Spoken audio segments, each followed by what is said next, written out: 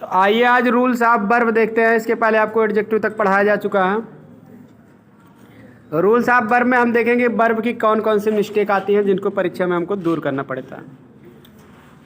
पहले वर्ब के बारे में जान लीजिए, थोड़ा सा बेसिक जानकारी इसमें दिया गया है, उसके काइंड्स दिए गए हैं, तब उसके रूल्स भी आपको मिलेंगे।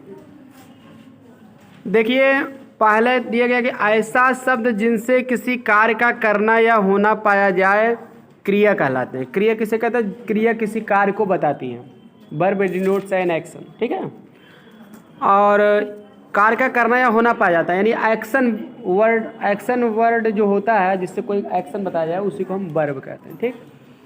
ये शब्द किसी व्यक्ति, वस्तु अथवा स्थान के बारे में कुछ कहते हैं। व्यक्ति या अथवा स्थान कह दिए हैं, व्यक्ति अथवा वस्तु के बारे में कुछ कहते हैं, तो वही व्यक्ति, वस्तु या स्थान के बारे में कुछ कहते हैं। इस तरह से भी परिभाषा मिलती है। तो इसकी परिभाषा, डिटेल परिभाषा, a verb is a word used for saying something about some person और थिंग। किसी व्यक्ति या वस्तु के बारे में कुछ कहने के लिए प्रयोग किया गया शब्द वर्ब कहलाता है। तो ये जे.एस. नस्फील्ड एक विद्वान है, ग्रामर के ग्रामेरियन है, व्याकरणाचार्य हैं, इनकी दी गई परिभाषा ये, ठीक है ना। आगे देखिए दिया गया है कि ही रोट ए लेटर। इसमें वर्ब क्या है? रोट माने लिखा। My brother was a player, इसमें वाज है। He has helped him, has helped him, इसमें वर्ब है। The sun shines brightly, shines इसमें वर्ब है। ऊपर एक सेंटेंस में टेढ़े छपे वर्ड्स वर्ब हैं। वर्ब 4 प्रकार के होते हैं। सब में देखिए थोड़ा टेढ़े छपे हैं, तिरछा लिखा गया, वही वर्ब है। अब यहाँ ट्रांजिटिव वर्ब पहले बताना, वर्ब के 4 प्रकार किताब में बताए गए हैं आपको। एक ट्रांजिटिव वर्ब माने सकर्मक क्रिया। उदाहरण वाक्य में रोट ट्रांजिटिव वर्ब है। कैसे ट्रांजिटिव वर्ब है जान लो। ट्रांजिटिव माने होता है सकर्मक। सा माने साथ, कर्मक माने कर्म के, जो कर्म के साथ, जिसके साथ कर्म हो, यानी कि वो सकर्मक क्रिया है। जैसे ही रोट ए लेटर, उसने लिखा, क्या लिखा? एक पत्र। एक पत्र इसके साथ कर्म आ गया, इसलिए रोट इसमें क्या है? सकर्मक क्रिया है पहले वाक्य में। और कह रहे हैं कि हाँ, दूसरा इंट्रांजिटिव वर्ब अकर्मक क्रिया। अकर्मक माने अमानत नहीं, जिसके साथ कर्म ना हो उसे हम अकर्मक क्रिया कहते हैं, ठीक। जैसे उदाहरण वाक्य नंबर 4 बता रहे हैं कि 4 में जैसे द सन शाइन्स ब्राइटली, सूर्य चमकीले ढंग से चमकता है, चमकदार ढंग से चमकता है। तो चमकता है, क्या चमकता है, किसे चमकता है, कुछ नहीं पता है ना। ये तो तरीका बता दे रहे कैसे चमकता है ना। तो तरीका हुआ, कारण हुआ, समय हुआ, ये सब क्या होते हैं आपका, मतलब कि आपके होते हैं अदर वर्ड, ठीक। एडवर्ब होते हैं वो अदर वर्ड की जगह आते हैं, ऑब्जेक्ट नहीं होते। तो इस तरह से इसमें साइंस जो है कि आपका अकर्मक क्रिया, इंट्रांजिटिव वर्ब। तीसरा सी जान लीजिए, लिंकिंग वर्ब किसे कहते हैं, क्योंकि इन सब के बारे में जानना जरूरी है ताकि रूल्स आपको अच्छे समझ में आ जाए। लिंकिंग वर्ब माने होता है संयोजक क्रिया, ठीक है। लिंकिंग संयोजक क्रिया का क्यों कहा गया? संयोजक माने जोड़ने वाला, कंजक्शन वाला भी संयोजक होता है। जो क्रिया वाक्य के सब्जेक्ट को उसके कंप्लीमेंट से जोड़ती है उसे हम संयोजक क्रिया कहते हैं, ठीक। उपर्युक्त वाक्य में 2 में वाज लिंकिंग वर्ब है। यहाँ वाज के अर्थ को पूरा करने के लिए कंप्लीमेंट ए प्लेयर का प्रयोग किया गया है। तो बताया नहीं आपको, सब्जेक्ट बाद वर्ब रहेगा तो उसके बाद एक कंप्लीमेंट आएगा। तो जब जिस वर्ब के बाद तुरंत कंप्लीमेंट आ जाता है, ऑब्जेक्ट वगैरह नहीं आता है, उसी को हम, और या तो कोई वर्ब की आईएनजी फॉर्म भी अलग से नहीं आती है, ये सब कोई मेन वर्ब अलग से नहीं आती है, कई वर्ब रहेगी, केवल एक वर्ब रहेगी बस, उसके बाद तुरंत कंप्लीमेंट रहेगा, तो उसको हम क्या कहते हैं? सकर्मक क्रिया, ठीक है ना। उदाहरण जैसे my brother was a player, मेरा भाई एक खिलाड़ी था। मेरा भाई था, पता नहीं क्या था, तो वाक्य का अर्थ कन्फर्म नहीं है, पूरा नहीं है। अगर लिख दिए ए प्लेयर तो वाक्य का अर्थ पूरा हो गया कि हाँ खिलाड़ी था। तो ए प्लेयर आपका कंप्लीमेंट है, वाज लिंकिंग वर्ब है, ठीक। ध्यान देना, was, is, am, are, was, were, ये सभी आते हैं इसमें। इनके तुरंत बाद कंप्लीमेंट आता है। अगर कंप्लीमेंट नहीं आएगा, इनके तुरंत बाद वर्ब की आईएनजी फॉर्म आएगा, तब इनको हम हेल्पिंग वर्ब कहेंगे, ठीक ना। यहाँ हेल्पिंग वर्ब के रूप में नहीं है, लिंकिंग वर्ब के रूप में, क्योंकि इसके साथ अन्य से कोई अलग वर्ब, मेन वर्ब नहीं आई है। एग्जालरी वर्ब कहते हैं, ठीक है। कंप्लीमेंट मतलब क्या? कंप्लीमेंट माने जो वाक्य के अर्थ को पूरा करे, जैसे इसमें ए प्लेयर था। डी वाला देखते हैं, एग्जालरी वर्ब सहायक क्रिया। एग्जालरी माने होता है सहायक क्रिया। हेल्पिंग वर्ब जिसको आप कहते हो उसी को एग्जालरी वर्ब भी, वही अंग्रेजी है सहायक क्रिया की, हेल्पिंग वर्ब या एग्जालरी वर्ब। जैसे एग्जालरी एक व्यापक शब्द है, एग्जालरी वर्ब मतलब उसमें मॉडल एग्जालरी, प्राइमरी एग्जालरी सब आ जाती है, ठीक। तो एक प्रकार की ये सहायक क्रिया है। जैसे उपयुक्त वाक्य में 3 में हैज का प्रयोग प्रेजेंट परफेक्ट टेंस बनाने के लिए सहायक क्रिया के रूप में हुआ है, ठीक। तो अब यहाँ क्या कह रहे हैं कि 3 में जो है देख लीजिए वाक्य एक्जालरी वर्ब का प्रयोग हुआ है। जैसे ही हैज़ हेल्प्ड मी, उसने मेरी सहायता किया है, तो यही हैज़ आपका क्या है, यहाँ हेल्पिंग वर्ब है। हेल्पिंग वर्ब कहो या एक्जालरी वर्ब कहो, बात एक ही हुआ, क्रिया है, क्योंकि इसके साथ मुख्य क्रिया आई है। तो एक्जालरी वर्ब की परिभाषा ही यही है कि जो क्रिया, ठीक है, मुख्य क्रिया के साथ, जो वर्ब मुख्य क्रिया के साथ आकर टेंस बनाने में सहायता करती है उसे हम एक्जालरी वर्ब कहते हैं, क्योंकि ये सहायता करते हैं टेंस बनाने में, इसलिए इसका नाम है सहायक क्रिया। ठीक, अब चलते हैं हम लोग रूल पे आ जाते हैं। 1 बाय 1 सभी रूल्स पढ़ेंगे वर्ब के। पहला रूल हमारा कह रहा है वर्ब अपने सब्जेक्ट के नंबर और पर्सन के अनुसार आता है। यानी कि भाई जो भी वर्ब लगेगी वो सब्जेक्ट का नंबर बताएगा कि एक वचन है कि बहुवचन है, कि कौन सी वर्ब उसी हिसाब से लगेगा, और पर्सन के हिसाब से लगेगा। ठीक, पर्सन मतलब first person, second person, third person है, आई विक साथ एल लगेगा, नहीं तो विल लगेगा। ये सब जो रूल है जिसका, जैसे देखिए ही लाइक एप्पल्स, अगर वाक्य इनकरेक्ट परीक्षा में दे दिया तो लाइक का लाइक्स करना पड़ेगा, क्योंकि भाई ही एक वचन है, प्रेजेंट इंडेफिनिट टेंस है। दूसरा दे लव्स मी नहीं होगा, लव मी, क्योंकि दे के साथ विशेष नहीं जोड़ा जाता। रूल नंबर 2, जब 2 या 2 से अधिक सिंगुलर सब्जेक्ट या एंड से जुड़े हो तो वर्ब प्लूरल नंबर में आएगा। मतलब कोई भी 2 करता रहेगा एंड से जुड़ जाएगा तो वर्ब प्लूरल हो जाएगा, क्योंकि 2 लोगों के लिए बहुवचन की वर्ब लगेगी। ठीक ना, उदाहरण जैसे रीता एंड कुसुम, ये 2 लड़कियां हैं तो इसके साथ आर सिस्टर्स होगा, आर लगेगा। ही एंड हिज ब्रदर, यहाँ वह और उसका भाई 2 लोग हैं तो हैव लगेगा, have gone to school. Rule number 3 हमारा कह रहा है जब 2 सिंगुलर नाउन एक ही व्यक्ति या वस्तु को बतलाए तो वर्ब सिंगुलर होगा। इस दशा में आर्टिकल द केवल पहले नाउन के पहले लगता है। मतलब जैसे 2 नाउन है अगर एक वचन के, अगर वो एक ही व्यक्ति के लिए, एक ही वस्तु के लिए आए हैं तो उनको एक वचन माना जाएगा, और तो एक वचन माना जाएगा तो सीधी सी बात है वर्ब भी एक वचन की लगेगी। उदाहरण देख लेते हैं। और एक बात इसमें और आपको बताएगा, इस दशा में आर्टिकल केवल द के पहले लगेगा। मतलब 2 नाउन रहेगा एंड से जुड़ा रहेगा तो पहले वाले के पहले द लग रहा है, दूसरे वाले के पहले द नहीं लगेगा, तो जान लीजिए एक ही वचन की माना जाएगा। ठीक ना, दोनों जगह द लग जाएगा तो बहुवचन माना जाएगा। उदाहरण देखते हैं। The owner and manager of the mill, mill के मालिक और मैनेजर यानी प्रबंधक इज डेड, मर गए हैं। तो यहाँ केवल ओनर पहले द लगा, मैनेजर पहले नहीं लगा, इसका मतलब मालिक और मैनेजर एक ही लोग हैं। ठीक ना, जब एक ही लोग हैं तो इज लगेगा मरने के लिए। दूसरा द प्रेसिडेंट एंड सेक्रेटरी, माने अध्यक्ष और सचिव हैज कम आ गए हैं, तो मतलब एक कई आदमी हैं, वही अध्यक्ष भी हैं और सचिव भी हैं। प्रेसिडेंट माने राष्ट्रपति भी होता है, अध्यक्ष भी होता है। ठीक, नोट देखते हैं जब 2 सिंगुलर नाउन भिन्न भिन्न व्यक्तियों वस्तुओं को बताया आर्टिकल दोनों पहले आता तो वर्ब प्लूरल हो जाएगा। जैसे देखिए यही ऊपर के दोनों वाक्य फिर नीचे दिए गए हैं, तो अब की बार 2 बार द लगा के दिया गया, 2 बार द लग जाएगा तो वर्ब आपकी बहुवचन लगाना पड़ेगा। ठीक ना, जैसे the owner and the manager of the mill, mill के मालिक और मैनेजर आर डेड, मर गए हैं। इस वाक्य से लग रहा है कि मिल, भाई एक मिल है उसका मैनेजर दूसरे हैं, मालिक मतलब कि मालिक भी दूसरा है, तो इसलिए आर लगा यहाँ। The president and the secretary, यहाँ भी देखिए दोनों जगह द लग गया तो इसलिए हैव लगेगा, एक वचन नहीं बहुवचन, तो मान लिया जाएगा। रूल नंबर 4 हमारा कह रहा है अगर 2 सब्जेक्ट एक ही वस्तु या व्यक्ति का भाव प्रकट करते हैं तो वर्ब सिंगुलर होगा। मतलब कभी कभी ऐसा आता है कि 2 नाउन रहेंगे एक ही व्यक्ति या वस्तु के लिए आते हैं, और आर्टिकल कौनों पहले नहीं लगा रहेगा। आर्टिकल किसी के पहले कोई ज़रूरी नहीं है लगना। ठीक ना, लगा भी सकता है, आवश्यकता अनुसार नहीं भी लगेगा, उससे नहीं मतलब एक वचन माना जाएगा। उदाहरण राइस एंड राइस, करी and rice is my favourite food, करी और भोजन मेरा क्या है, करी और चावल मेरा प्रिय भोजन है। ठीक ना, करी कढ़ी जिसको कहते हैं वो सब्जी होती है, एक प्रकार की शोरबा होता है, रसेदार सब्जी। ठीक है ना, तो कढ़ी जिसको आप कहते हैं कढ़ी, वही। और कुछ लोग चावल और कढ़ी खाते हैं, कढ़ी चावल मेरा फेवरेट भोजन है। बहुत लोग कहते हैं जैसे आप कहते हैं दाल भात मेरा फेवरेट भोजन है, समझिए कि नहीं, चावल रोटी मेरा, वो चावल दाल या रोटी सब्जी मेरा फेवरेट, तो रोटी सब्जी वही सब्जी का ही प्रकार है करी। और ठीक है, चावल राजमा मेरा फेवरेट भोजन है, इस तरह से आप कुछ भी कह सकते हो। ठीक, तो उसमें क्या है कि ये एक वचन माना जाए, क्योंकि हम एक साथ कहते हैं ना, जैसे करी चावल हम एक साथ कह रहे हैं ना, करी चावल, जैसे दाल भात करी चावल, ये सब एक साथ कह रहे हो तो एक वचन ही माना जाता है। क्लियर।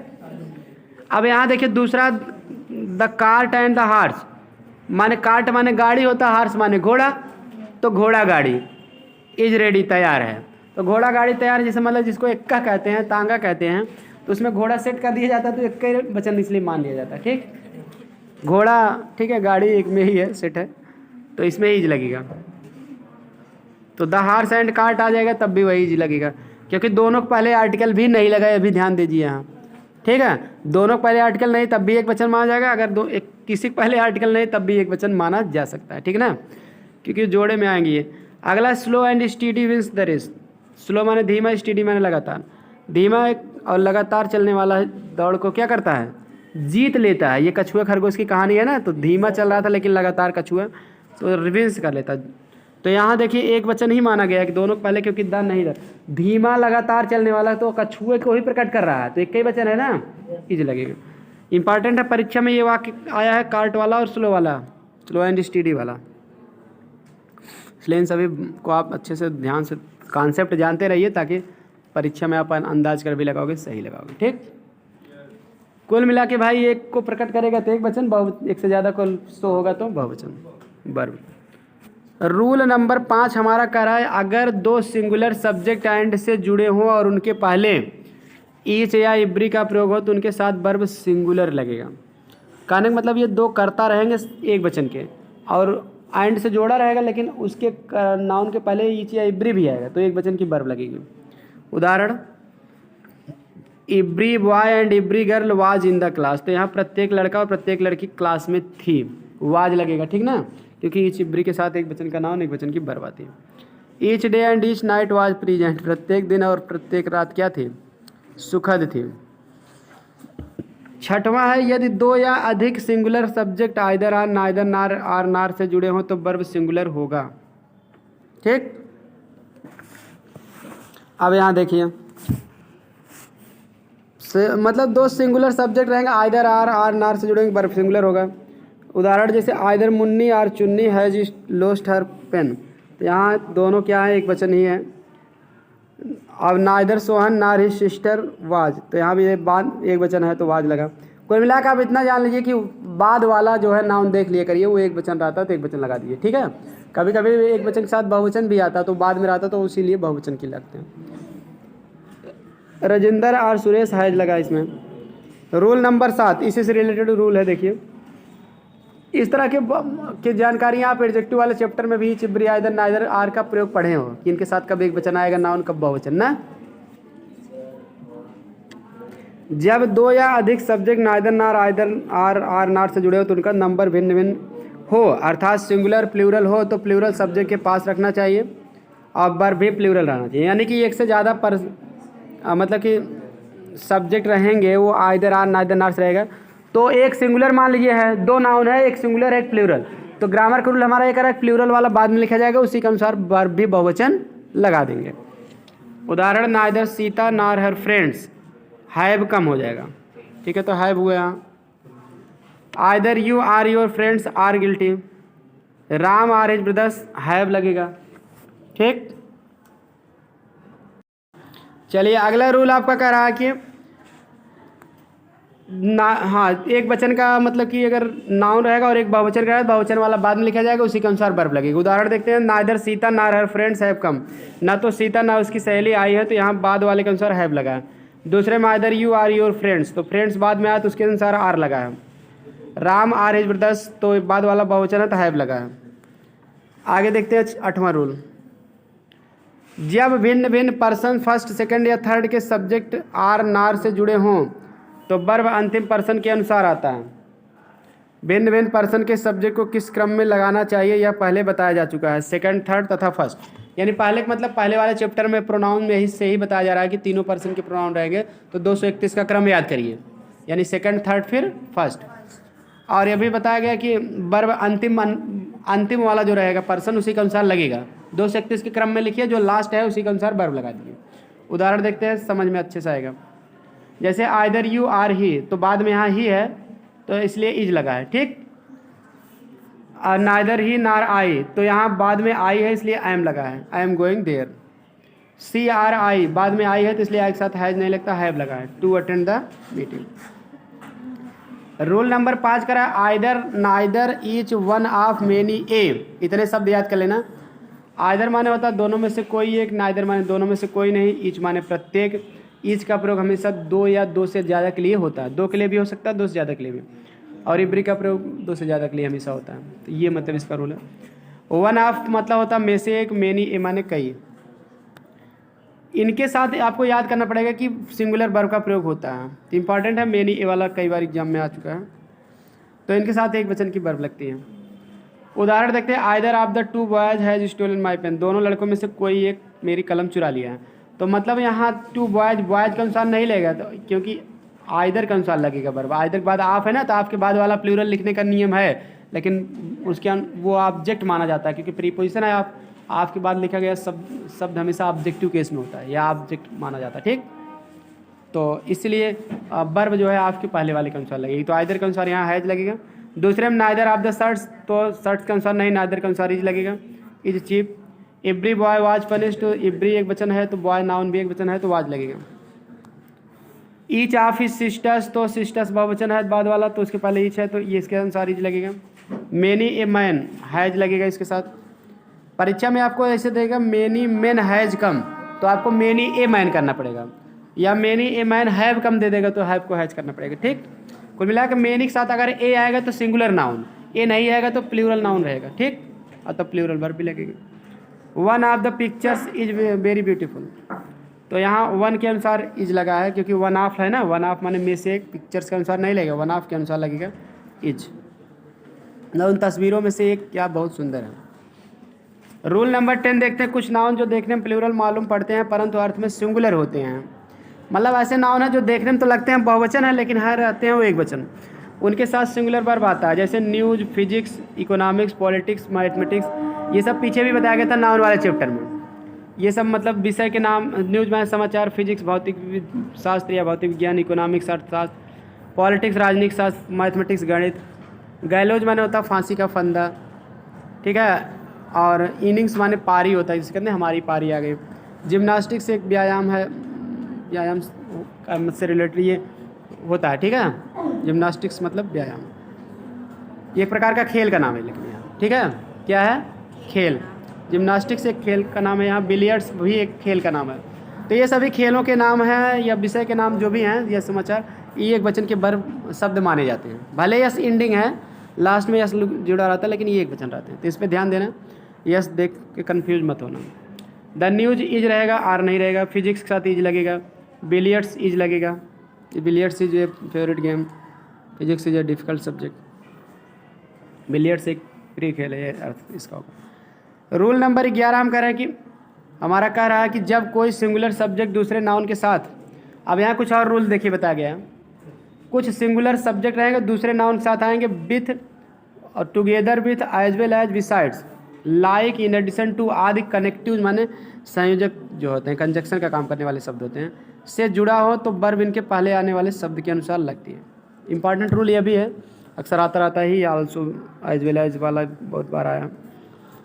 तो जैसे इसमें बता रहे हैं, विथ माने साथ, टुगेदर विथ माने साथ साथ, एज वेल माने और भी, या और, या साथ ही साथ इस माने भी होता है, एज वेल माने और भी या साथ साथ, और बिसाइड्स माने के अतिरिक्त, लाइक माने तरह, इन एडिशन टू माने के अतिरिक्त। तो ये न सभी के द्वारा अगर दो सब्जेक्ट जुड़े रहेंगे ना, तो पहला सब्जेक्ट आप देख लेना, पहले के अनुसार वर्ब लगा देना, अब पेपर में आपको बाद वाले के अनुसार दिया रहेगा, ठीक। उदाहरण, he as well his friends has bought these mangoes, वह और उसके दोस्त भी इन आमों को खरीदे हैं। तो यहाँ पेपर में हैज की जगह हैव दे देगा, तो सोचो कि फ्रेंड्स के अनुसार हैज है, भाई सही लेकिन गलत है, फ्रेंड्स के अनुसार हैव होना चाहिए, तो ये हैव वाला गलत है, ये वाला सही हो जाएगा आपका, ठीक।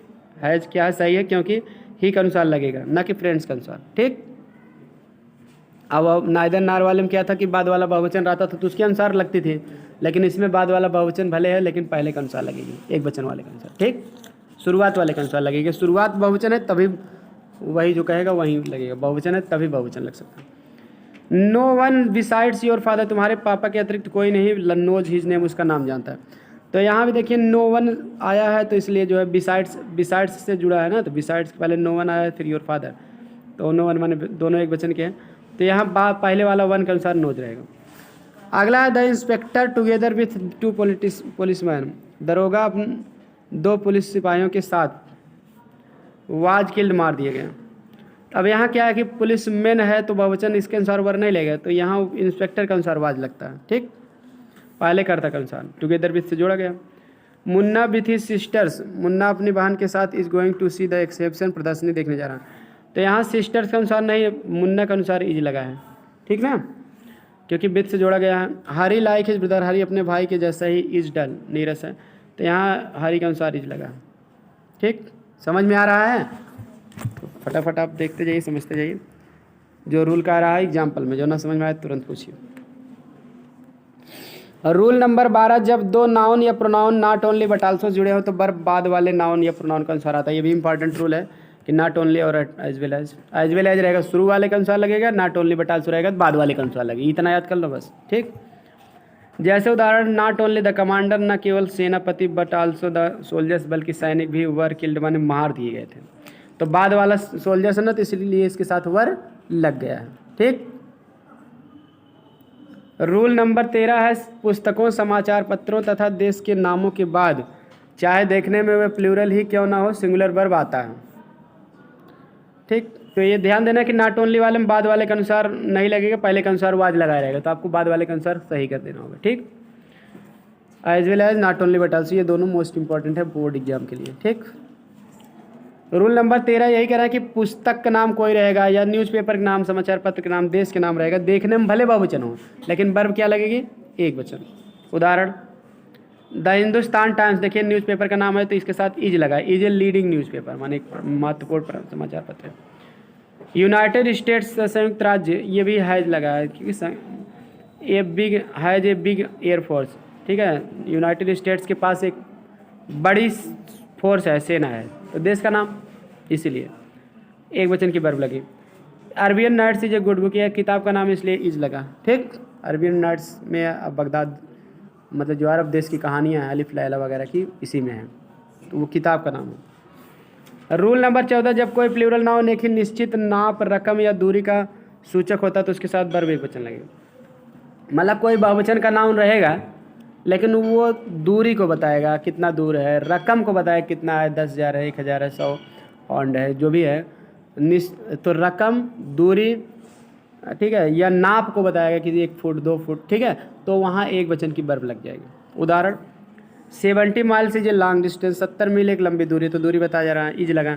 20 rupees is not a big sum, 20 रुपये बड़ी रकम नहीं, तो यहाँ भी रकम बताया जा रहा है ना, तो भले 20 रुपये इज नहीं, इज ही लगेगा। ठीक, क्योंकि ये बधी हुई रकम है, 70 माइल्स भी है, ठीक है ना, 70 मील है, तो 70 मील है, लेकिन एक यूनिट बताया ना कि 70 मील, एक 70 मील की बात की जा रही है। ठीक है, इकट्ठा बात किया जा रहा है, तो 70 एक वचन माना जाएगा। इसमें 20 रुपये बड़ी रकम नहीं, तो 20 रुपये इकट्ठा माना जा रहा है कि 20 रुपये इकट्ठा, 20 का नोट है ये, ठीक है, बड़ी रकम नहीं है तो 20 रुपये, तो इकट्ठा रकम बताया जा रहा है, एक वचन की वर्ब लगेगी। आगे रूल नंबर 15 देखते हैं, वेजेज, पेंस और मीन्स के साथ अर्थ के अनुसार वर्ब सिंगुलर या प्लूरल होता है, तो इसका भी आपको नाउन वाले चैप्टर में बताया गया है।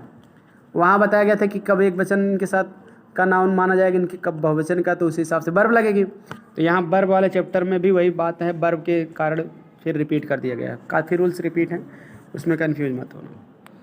तो कह रहे हैं कि द पेन्स ऑफ लाइफ, जीवन के कष्ट, आर अनबियरेबल, असहनीय है। Much pains has been taken, अत्यधिक कष्ट उठाया गया। तो ये पीछे रूल इसका बताया गया है कि तकलीफ या कष्ट के लिए पेंस के साथ हैज लगेगा, बाकी नहीं तो क्या लगता है, प्रयत्न, ठीक है, आर भी बहुवचन भी लगता है, तो दोनों लगता है। तो इसके डिटेल रूल आपको नाउन वाले चैप्टर में पढ़ाया गया था। बेजेज ऑफ सिन, ये भी बताया गया था कि इसके साथ ही लगेगा, बेजेज ऑफ, पाप की कमाई मौत होती है। ठीक, तो मतलब पाप की कमाई अगर बताना हो, वेजेज माने कमाई या मजदूरी, तो आपको इस बताना है। Other wages of these labourers are very slow, इन मजदूरों के पारिश्रमिक बहुत स्लो माने, लो माने कम है, धीमा। तो पारिश्रमिक अगर बताना है कि हफ्ते भर में कितना पाते हैं, महीने भर में कितना पाते हैं, कैसा है, कितना पारिश्रमिक है, तो आप इसके साथ आर लगाएंगे। परीक्षा के लिए आपको यही तीसरा वाला मोस्ट इंपॉर्टेंट हुआ कि the wages of sin are दिया रहेगा, आपको यूज करना पड़ेगा। ठीक, तो रूल नंबर 16 हमारा कह रहा है कि describe, regard, mention, define, treat, represent. ठीक, डिस्क्राइब माने होता है वर्णन करना, रिगार्ड माने होता है मानना या ध्यान से देखना, मेंशन चर्चा करना, डिफाइन परिभाषित करना, ट्रीट माने व्यवहार करना, रिप्रेजेंट माने होता है प्रस्तुत करना या उल्लेख करना। आदि वर्ब के बाद एज का प्रयोग अवश्य होता है, तो इनके साथ एज जरूर आएगा पेपर में। ज़्यादा करके ये रिगार्ड वाला कई बार आया, तो इसको आप जरूर याद कर लेना, ठीक ना। इनके बाद एज जरूर आएगा, एज नहीं लगाया रहेगा, आपको लगाना पड़ेगा। जैसे देखिए यही पहला वाक्य इंपॉर्टेंट ही है, सी रिगार्ड्स मी एज हर गार्जियन, वह मुझे अपने गार्जियन के जैसा मानती हैं, ठीक है, एज माने जैसे है के रूप में। तो पेपर में देगा सी रिगार्ड्स मी हर गार्जियन, वह मुझे अपना गार्जियन मानती है, तो ये गलत है। गार्जियन मानती है ना, है हूँ तो नहीं, तो इसलिए गार्जियन के जैसा कहना पड़ेगा, ठीक। एज लगा, आई ट्रीट हिम, यहाँ देखिए एज लगा, as a gentleman, they represented the case, as लगेगा। मतलब ये सभी जो क्रियाएं हैं इनके ऑब्जेक्ट के तुरंत बाद एज का प्रयोग जरूर होता है, ठीक। तो आपको परीक्षण कर देना पड़ेगा। 17वां रूल हमारा करा, dare need make see hear, हिम्मत करना, आवश्यकता होना, मेक माने बनाना, सी देखना, हियर सुनना, चूज माने चुनना, थिंक माने सोचना, पॉइंट माने नियुक्त करना। आदि वर्ब के बाद टू या एज का प्रयोग नहीं होता, इनके बाद टू या एज का प्रयोग नहीं होता है, इतना ध्यान देना। इनके बाद टू या एज लगा दिया जाएगा, आपको हटाना पड़ेगा। जैसे रिगार्ड साथ नहीं लगता है, रिगार्ड साथ सॉरी लगता है तो एज तो नहीं लगाया रहेगा, और इनके साथ नहीं लगता तो लगाया रहेगा, आपको हटाना पड़ेगा। तो इस नियम जानते रहोगे तभी कर पाओगे, नहीं तो यही छोटा सा क्वेश्चन ना आपके लिए बहुत डिफिकल्ट हो जाएगा, छोटी चीज़, ठीक, जब नियम नहीं पता रहेगा। यू नीड नॉट गो, ठीक है, आज की बात करें कि टू और एज नहीं लगता है, तुम्हें जाने की आवश्यकता नहीं। अब ये जानते हैं, यह भी वाक्य भी आता है, ये भी एग्जाम में आया, you need not to go कर देगा। अब सोचोगे जाना ना ने नहीं आ रहा, तो इन्फिनिटिव सही है, लेकिन बताया क्या जा रहा है कि नीड के साथ टू नहीं लगता है ना, डेयर नीड इन सभी के साथ, तो वहाँ टू लगा देगा। He I dare not oppose him, तो मैं उसका विरोध करने का हिम्मत नहीं करता, तो विरोध टू अपोज दे देगा पेपर में, तो टू हटाना पड़ेगा, क्योंकि टू एज दोनों नहीं लगेगा ना, एज रह देगा तो बाद में, टू देगा तो पहले। आई मेड हिम लाफ, देखिए इसमें भी टू नहीं लगा। आई हर्ड हिम क्राई, इसमें भी कुछ नहीं लगा, टू या as. She thinks me as a fool, she thinks me a fool. अब देखिए ये परीक्षा में भी आया इंपॉर्टेंट वाक्य, 5वां ऐसे आ जाएगा ये, सी थिंक्स मी के बाद एज लगा देगा, वह मुझे एक मूर्ख के जैसा समझती है, लेकिन मूर्ख समझती है ऐसा कहना पड़ेगा, ना कि मूर्ख के जैसा, ठीक। समझती मान ही ली है तो उसे एज लगाने का जरूरत है, ठीक। तो सी थिंक्स मी ए फूल होगा, यहाँ एज लगा के देगा तो आपको हटा देना पड़ेगा। रूल नंबर हमारा 18 कह रहा है, कंडीशनल सेंटेंस में इफ़ या व्हेन से आरंभ होने वाले क्लास में सिंपल प्रेजेंट या प्रिंसिपल क्लास में सिंपल फ्यूचर का प्रयोग करना चाहिए। जैसे कंडीशनल सेंटेंस माना होता है शर्त वाला वाक्य, जिसमें कोई शर्त रखी जाती है, तो उसमें इफ़ या व्हेन से जो शुरू होगा, दो क्लास रहता है, तो वो सिंपल प्रेजेंट यानी प्रेजेंट इंडिफिनिट में रहता है, प्रेजेंट इंडिफिनिट को ही सिंपल प्रेजेंट कहते हैं, ठीक ना। और प्रिंसिपल क्लास में सिंपल फ्यूचर का प्रयोग, प्रिंसिपल क्लास किसे कहेंगे, जिसमें इफ़ या व्हेन ना आया हो, जो बिना कंजक्शन के रहता है, ठीक। तो उसको किसमें सिंपल फ्यूचर यानी फ्यूचर इंडिफिनिट लिखना पड़ेगा। उदाहरण देखो, if he will not will come to me, यदि वह मेरे पास आएगा, आई शैल हेल्प हिम, तो मैं उसकी सहायता करूँगा। ये इंपॉर्टेंट वाक्य इस तरह के वाक्य परीक्षा में आए हैं कई बार, तो इसमें आपको ये ध्यान देना है। गलती क्या है कि इफ़ वाला भाई प्रेजेंट इंडिफिनिट में लिखा जाएगा, अगला अगर फ्यूचर इंडिफिनिट में है, ठीक, क्योंकि दोनों फ्यूचर में टेंस में लिखे नहीं जाते, ग्रामर का रूल है, एक को प्रेजेंट में करना पड़ता है, ठीक। तो पहले वाला प्रेजेंट इंडिफिनिट में जब करोगे तो बिल हट जाएगा, कम का ही के अनुसार यस जुड़ जाएगा, comes to me. If he comes to me, यदि वह मेरे पास आएगा, आई शैल हेल्प हिम, तो मैं उसकी सहायता करूँगा। अर्थ गागेगी ही दोनों में आएगा, लेकिन लिखा जाएगा इफ़ या व्हेन वाला प्रेजेंट इंडिफिनिट में। क्लियर। मान लीजिए when he will come to me, तो when he comes to me हो जाएगा, ठीक। जब वह मेरे पास आएगा तब मैं उसकी सहायता करूँगा, दोनों बात एक ही हुआ।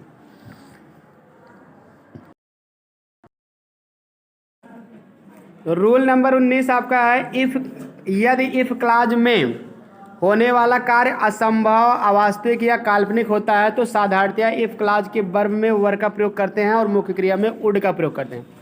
यानी कि इफ़ से कोई क्लास शुरू है, उसमें कोई असंभव कार्य बताया जाएगा, अवास्तविक या काल्पनिक रहेगा। अवास्तविक मतलब जो हो नहीं सकता, कल्पना केवल किया जाता है।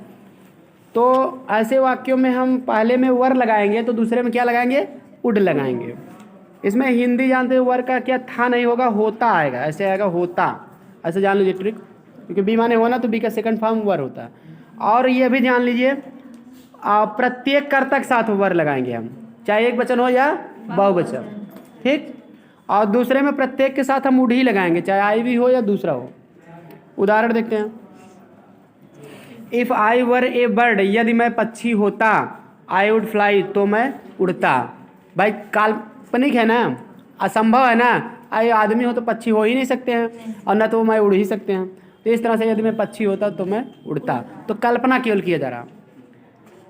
दूसरा है if my house were near the school, near school, यदि मेरा घर स्कूल के पास होता, I would always be in time, तो मैं हमेशा समय पे रहती। तो भाई घर के पास है नहीं और तो समय पे नहीं पहुंच रहे हैं, बात अलग है। तो परीक्षा में जानते हो वाक्य कैसे आएगा, इसको जान लो। पहला वाला जैसे इफ़ आई वर वाला एक बार आया था, तो वर की जगह आई एम कर देंगे और आई के साथ सेल लगा देंगे, ठीक है, या तो शुड लगा देंगे, ठीक, तो या बिल लगा देंगे तो कुछ नहीं लगेगा, केवल वुड लगेगा। और यहाँ आई एम को वर करना पड़ेगा, होता करेंगे, ठीक, या तो वाज लगा देंगे, सोचोगे आई के साथ वाज सही है, ऐसी तरह से गलती कर देंगे, ठीक। अगला इफ़, यहाँ भी देखिए माई हाउस वाज कर देंगे, तो वाज आप सोचोगे हाउस के अनुसार सही है, लेकिन वर लगेगा क्योंकि यहाँ एक वचन के साथ भी वर लगता है, ठीक। ये कुछ लोग क्वेश्चन आपसे पूछ लेते हैं पास्ट टेंस में आई के साथ वर का प्रयोग कब होता है, तो आपको बताना पड़ेगा काल्पनिक वाक्य है अगर, असंभव, ठीक है, कार्य का वर्णन है तो लगेगा, ठीक। आगे रूल नंबर 20 का है काल्पनिक शर्त के वाक्यों में इफ क्लाज पास्ट परफेक्ट में तथा प्रिंसिपल क्लाज में वुड हैव वर्ब के थर्ड फॉर्म का प्रयोग होता है। देखिए उससे रिलेटेड एक और रूल है, अगर इफ वाला क्लाज पास्ट परफेक्ट में रहेगा यानी हैड प्लस थर्ड फॉर्म में, तो उधर वाले में would have plus third form लगेगा, ठीक। उदाहरण if he had come to me, यदि वह मेरे पास आता, I would have helped him, तो मैं उसकी सहायता करता। यदि मैं मेरे पास आया होता तो मैं उसकी सहायता करता। मतलब दो पास्ट के काम रहते हैं, दोनों काम पास्ट में होने चाहिए थे लेकिन एक भी हुआ नहीं। यदि वह मेरे पास आया होता तो मैं उसका काम करता, इस तरह की बात होती, ठीक है। मतलब बिना कि मैं पक्षी होता तो आकाश में उड़ता, आगे नहीं बताया जा रहा, दोनों बीती बात रहते हैं, पास्ट में रहते हैं। यदि क्या काम हुआ होता तो ऐसा होता, लेकिन दोनों हुआ नहीं है, इस तरह का सेंस रहेगा। तो मैं वर्ब अलग से रहेगा, जैसे इसमें कम वर्ब आ गया ना, तो उसमें देखिए वर्ब केवल आता है, तो वर्ब आएगा और कोई काम पीछे हुआ होता तो ये होता, इस तरह की बात रहती है। तो उसमें हैड प्लस थर्ड फॉर्म पहले में लगेगा और दूसरे mood have plus third form लगेगा। तो पेपर में आपको हैड प्लस थर्ड फॉर्म साथ वुड के साथ फर्स्ट फॉर्म वगैरह दे देगा, तो आप उसको सही कर देना, ठीक। और शुड भी नहीं लगेगा, इतना ध्यान देना, हाँ सिर्फ वुड हैव लगेगा। अगला है अगला रूल है यदि प्रिंसिपल क्लास की क्रिया प्रेजेंट या फ्यूचर टेंस में हो तो आश्रित उपवाक्य यानी सबऑर्डिनेट क्लास का वर्ब किसी भी टेंस में हो सकता है, ये भी जान लो। जैसे इनडायरेक्ट नहीं पढ़े हो कि रिपोर्टिंग वर्ब प्रेजेंट या फ्यूचर में हो तो रिपोर्टेड स्पीच चाहे जिस टेंस में लिख सकते हो अर्थ के अनुसार, उसका टेंस बदलता नहीं है। वही चीज़ यहाँ है, यहाँ रिपोर्टिंग वर्ब मतलब पूरा प्रिंसिपल क्लास जो होता है पूरा सब्जेक्ट वर्ब ऑब्जेक्ट, उसी को रिपोर्टिंग स्पीच कहते हैं, उसी में रिपोर्टिंग वर्ब रहता है, ठीक। और रिपोर्टेड स्पीच जो रहता है उसी को कंजक्शन लगा के जोड़ देते तो सबऑर्डिनेट क्लास बन जाता है, ठीक। देखते हैं उदाहरण, he says that children like to play, वह कहता है कि बच्चे खेलना पसंद करते हैं। तो सीधी सी बात है, सेज है तो लाइक का लाइक नहीं होगा, पसंद करते हैं तो जैसे अर्थ आ रहा वैसे रहेगा। दूसरा वाक्य रवि सेज, रवि कहता है दैट ही वाज राइटिंग, कि वह पत्र लिख रहा था। तो यहाँ भी लिख रहा था बीती बात है तो वाज ही लगेगा और कुछ नहीं लगेगा। मोहन बिल से, मोहन कहेगा that is brother is a lawyer, कि उसका भाई एक वकील है। तो जैसे अर्थ रहेगा उसी हिसाब से है, वकील है तो इज ही रहेगा, ठीक, क्योंकि यहाँ प्रेजेंट या फ्यूचर की बात है। रूल नंबर 22 देख लेते हैं, यदि प्रिंसिपल क्लास का वर्ब पास्ट टेंस में होता है, सबऑर्डिनेट क्लास का वर्ब किसी भी पास्ट टेंस में होगा। जैसे इनडायरेक्ट नहीं होता है ये इधर वाला पास्ट रिपोर्टिंग वर्ब, तो वही पास्ट, वही रूल यहाँ भी है। जैसे Ram said that he was learning his lesson, तो यहाँ देखिए सेड है तो इसलिए इज का क्या हो जाएगा, वाज हो जाएगा, इनडायरेक्ट के rule. She said that she wrote, उसने कहा कि वह पत्र लिखी थी अपनी माँ को। तो यहाँ भी सेड है तो राइट नहीं रहेगा, रोट रहेगा, सेकंड फॉर्म पास्ट इंडिफिनिट हो जाएगा। क्लियर हो गया। अगला है रूल नंबर 23, सबऑर्डिनेट क्लास कोई सार्वभौमिक सत्य या आदत संबंधित तथ्य बताए तो सिंपल प्रेजेंट में होगा। यानी कि अब भाई आदत वाला वाक्य और सदा सत्य रहने वाली बात प्रेजेंट इंडिफिनिट में ही लिखा जाता है, यहाँ की पास्ट इंडिफिनिट में। यानी कि टेंस में नहीं पढ़े हो कि इनडायरेक्ट में कि सदा सत्य रहने वाली बात रहती है, आदत तो नहीं बदला जाता है, वही चीज़ है, टेंस नहीं बदलते हैं। जैसे देखिए द टीचर सेड दैट, अध्यापक ने कहा कि the earth moves around the sun, तो परीक्षा में आपको मूव्ड कर देगा, तो मूव्ड नहीं मूव्स रहना चाहिए क्योंकि यूनिवर्सल ट्रूथ है ना, पृथ्वी सूर्य के चारों ओर घूमती है, तो टेंस बदला नहीं जाएगा सेट के अनुसार। दूसरे में he said that dogs bark at stranger, उसने कहा कि कुत्ते अजनबियों पर भौंकते हैं, तो इसमें कुत्तों की आदत बताई जा रही भौंकना, इसलिए बदला नहीं जाएगा, इंडेफिनिट टेंस में ही लिखा जाएगा प्रेजेंट के। क्लियर। रूल नंबर 24 भी देखते हैं। यदि आश्रित उपवाक्य ऐसे कंजक्शन से आरंभ हो जिससे कोई उद्देश्य प्रकट होता है तो प्रिंसिपल क्लॉज का वर्ब प्रेजेंट या फ्यूचर टेंस में होने पर आश्रित उपवाक्य में मे का प्रयोग होता है। प्रिंसिपल क्लॉज का वर्ब पास्ट टेंस में होने पर माइट का प्रयोग होता है। यानी कि ये बता रहे हैं कि आश्रित उपवाक्य माने सबऑर्डिनेट क्लॉज है, ऐसे कंजक्शन से आरंभ हो जिसमें कोई उद्देश्य प्रकट होता है तो उद्देश्य प्रकट होने वाले कंजक्शन के बाद प्रेजेंट में मे, पास्ट में माइट लगता है। ये सिंथेसिस में आपको पढ़ाया गया था। सो दैट के बाद, ठीक, वही आता। सो दैट के बाद प्रेजेंट में पास्ट में माइट आता, वही उदाहरण दिया गया है। जैसे he works hard so that he may stand first, वह कठिन परिश्रम करता है ताकि वह प्रथम आ सके, तो करता है इसलिए में आया। दूसरे में ही वर्क हार्ड, कठिन परिश्रम किया, so that he might get good marks, इसमें करता था, किया कठिन परिश्रम या करता था ताकि वह प्रथम अच्छे नंबर पा सके, तो सके का अंग्रेजी माइट लगा है। क्लियर हो गया। सो दैट के पहले देख लेना, प्रेजेंट टेंस है तो में, पास्ट है तो माइट, क्योंकि सो दैट से उद्देश्य बताया जाता है। अगला रूल करा, लाई के साथ टेल, ट्रूथ और ट्रूथ के साथ स्पीक वर्ब का प्रयोग होता है। उदाहरण, डू नॉट टेल ए लाई, तो लाई है तो इसलिए बोलना कहीं टेल होगा, झूठ मत बोलो। स्पीक द ट्रूथ, सत्य बोलो, सत्य बोलने के लिए स्पीक लगेगा। क्लियर। झूठ बोलने के लिए टेल। रूल नंबर 26 करें, बिल सेल का प्रयोग आप टेंस में पढ़ लियो, कहाँ बिल लगता है कहाँ सेल, फिर भी देख लेते हैं। सेल का प्रयोग फर्स्ट पर्सन के साथ फ्यूचर टाइम्स, फर्स्ट पर्सन मतलब आई वी के साथ सेल लगेगा। जैसे आई सेल गो देयर टुमारो, देखिए सब में वी के साथ वी सेल गो देयर ना, आई वी के साथ सेल लगेगा। रूल नंबर बी, सेल का प्रयोग सेकंड या थर्ड पर्सन के साथ हो तो आज्ञा, वचन, धमकी या पक्के इरादे को प्रकट करता है। यानी आई वी के साथ अन्य चीज़ों के साथ भी लग सकता है सेल का प्रयोग, ठीक है। सेकंड यानी कि यू, थर्ड मतलब ही सी इट दे, लेकिन तब उसमें आज्ञा प्रकट होगा, या तो वचन या तो धमकी या पक्का इरादा, ठीक। उदाहरण दिए, सबका दिया गया, आदेश का दिया गया। You shall have to take permission, तुम्हें परमिशन लेना होगा, तो आदेश इसमें दिया गया। You shall get reward your honesty, तुम्हें ईमानदारी का पुरस्कार मिलेगा, तुम्हारी ईमानदारी का वचन दिया गया है, promise. They shall be punished if they still again, यदि वे दोबारा चोरी करेंगे तो उन्हें दंडित किया जाएगा, तो इसमें थ्रेट माने धमकी है। दे शैल लीव द रूम, उन्हें कमरा छोड़ना होगा, तो इसमें दृढ़ निश्चय है, ठीक है।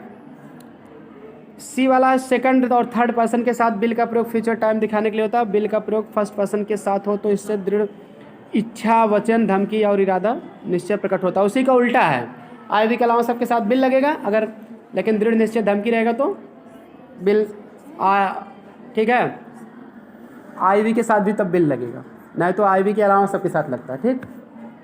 उदाहरण, I will do this work, मैं इस कार्य को करूँगा, तो इसमें इच्छा प्रकट हो रहा है। I will try to write better next time, promise है, मैं अगली बार जो है अच्छे से लिखने का प्रयास करूँगा। We will reach Pakistan a good lesson in the next year, हम अगले साल पाकिस्तान को एक अच्छा सबक सिखाएंगे या पाठ पढ़ाएंगे, धमकी है इसमें। We will fight against injustice, हम अन्याय के विरुद्ध लड़ेंगे, इसमें दृढ़ निश्चय है। तो इस तरह से दृढ़ निश्चय अगर है, धमकी है, वचन है, इच्छा है, तो उसमें हम आई वी के साथ भी बिल का प्रयोग करते हैं। लास्ट रूल इंपॉर्टेंट रूल है, यस्टरडे का प्रयोग पास्ट टेंस में, टुमारो का फ्यूचर टेंस में होता है, ठीक। उदाहरण, they went on a picnic yesterday, वे कल पिकनिक पर गए थे। पिकनिक माना होता है वन भोज, कोई दावत वगैरह होता है, घर से बाहर खाना बनाया जाता है, वही चीज़। पेड़ ओड़ के नीचे बहुत लोग बनाते हैं तो पिकनिक मनाते हैं, ठीक ना, बगीचे में कहीं भी घर के बाहर। तो वह कल पिकनिक पर गए तो पास्ट इंडेफिनिट, इसलिए यस्टरडे लगा। He will go on a picnic tomorrow, वह कल जाएगा, तो फ्यूचर की बात है तो टुमारो के साथ टुमारो ही लगेगा बिल के साथ। क्लियर हो गया। चलिए फिर आज की क्लास में इतना, अगली क्लास में आपको एक्सरसाइज इसकी बताया जाएगा, पूरा कर लेना आप लोग, जो नहीं आएगा पूछ लेना।